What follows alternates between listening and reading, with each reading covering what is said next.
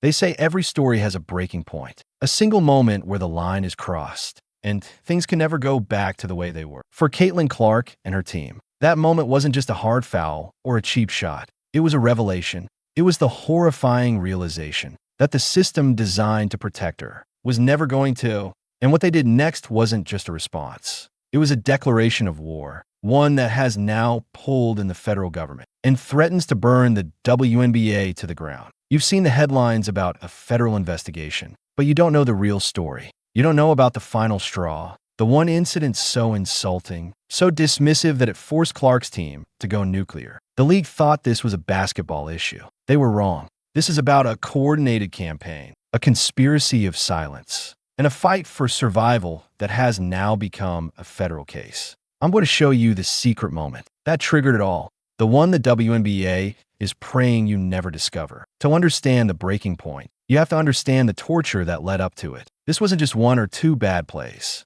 This was a systematic, calculated campaign to physically dismantle Caitlin Clark in front of the world. And the numbers don't just suggest it, they scream it. In a league with hundreds of players, Caitlin Clark has been on the receiving end of a staggering 17.6% of all flagrant fouls. In the 2024 season, think about that. One player is absorbing nearly a fifth of the league's most dangerous plays. That isn't a statistic, it's a target. We all saw the evidence mount, clip by excruciating clip. Kennedy Carter's blindside shoulder check. That sent Clark to the ground during and away from the ball play. We saw Angel Reese wind up and make contact with her head during a shot attempt. We saw Marina Mebry shove her with a force that belonged in a hockey game, not on a basketball court. Over and over from different teams and different players. The message was the same. We're trying to hurt you. At first, the league and its defenders tried to gaslight the fans. Welcome to the W, they said. She needs to toughen up.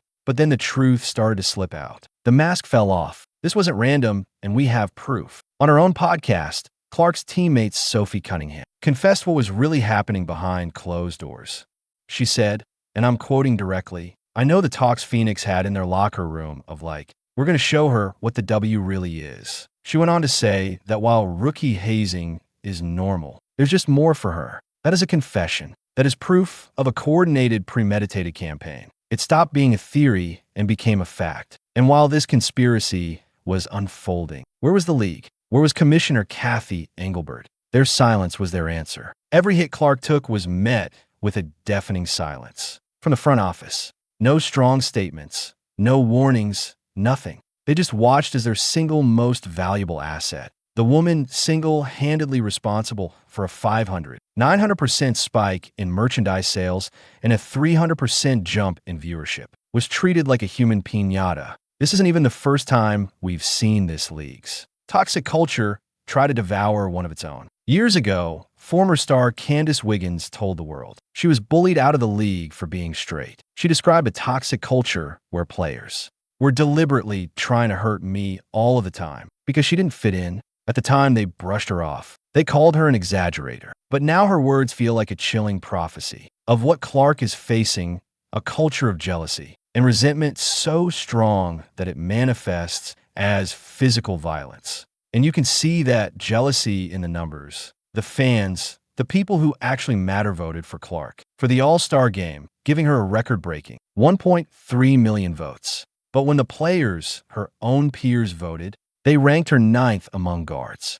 9th, let that sink in. The fans see a superstar, but the players see a threat they need to eliminate. It's a level of disrespect so profound it can only be explained by one thing: pure, unadulterated jealousy. But here's the part of the story they never saw coming. While the league was silent and the players were conspiring, Caitlin Clark's team was working. They weren't just taking the hits, they were documenting. Sources confirm that Clark's powerful representation has been systematically documenting every incident as potential evidence for civil rights violations. Every cheap shot, every shove, every single quote, from a player admitting to targeting her. It was all logged, time-stamped, and filed away. They weren't building a highlight reel.